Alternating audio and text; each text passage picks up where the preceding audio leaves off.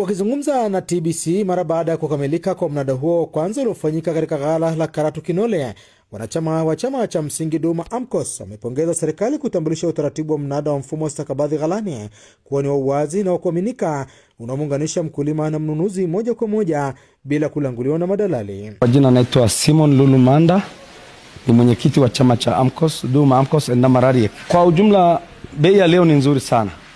Tumeuza kwenye mfumo kwa bei ya leo ni kilo 920. Wakulima wangu wamenufaika sana. Wamekubali bei hii ya kuuza kwenye mfumo.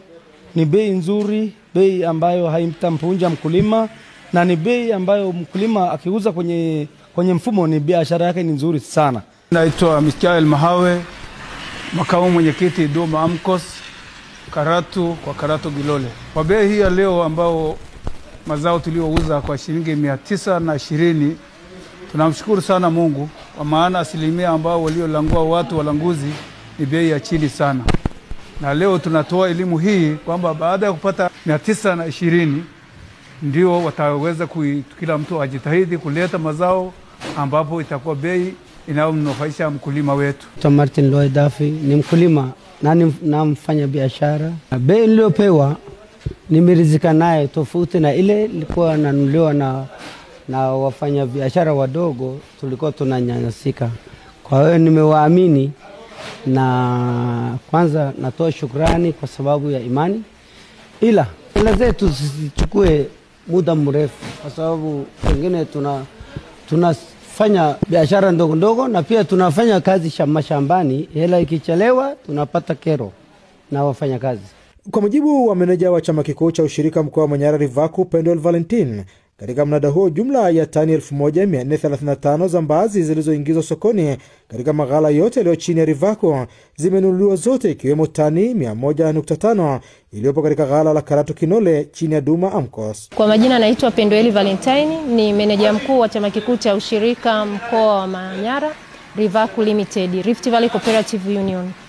Leo tulikuwa na mnada ambao tumeufanyia katika ghala la Karatu Kinole, chama cha Duma AMCOS.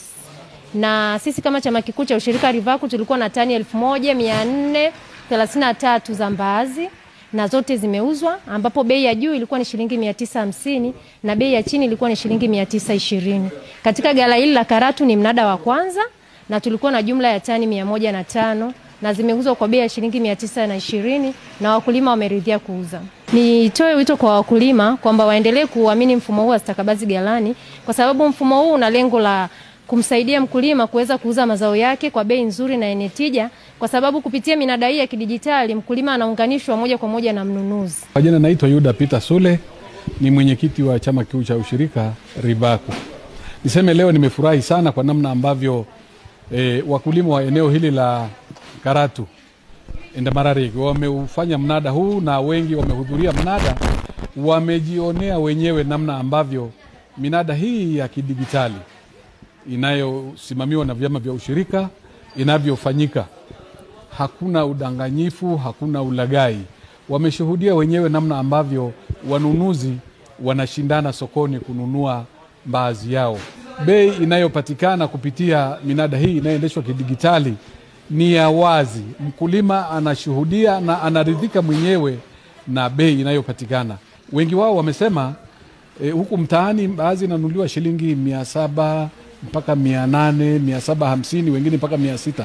Lakini leo wameuza kwa shilingi 920. Na wana hiari ya kuuza na kutouza endapo hawakuridhia. Lakini leo wote wameridhia na wamefurahia sana bei iliyopatikana ya shilingi 920, na ni bei inayofanyika katika minada ya uwazi. Kwa majina naitwa Castle Plukti, afisa ushirika wilaya Karatu. Kwa kweli leo tumeshuhudia mnada wetu umefanyika katika ghala la Masabeda, ghala la kwa Gilole katika tarafa ya Endabash. Bei yetu ni ya kushindanisha wale wanunuzi wakubwa ambao wanapeleka nje ya nchi, tofauti na hao walanguzi wanaonunua kwa bei ya chini.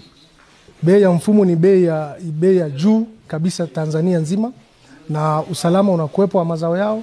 Mazao yanapimwa, mazao yanafanywa usafi, mazao yanahifadhiwa sehemu salama, na mwisho wa siku wakulima wanapata hela zao kupitia kwenye akaunti zao. Kutokana na mafanikio hayo, chama kikuu cha ushirika mkoa wa Manyara Rivaco inahimiza wakulima kuuza mazao yao kupitia vyama vya ushirika ili waweze kuunganishwa na wanunuzi wakubwa. Joseph Buro, TBC, Karatu, Arusha.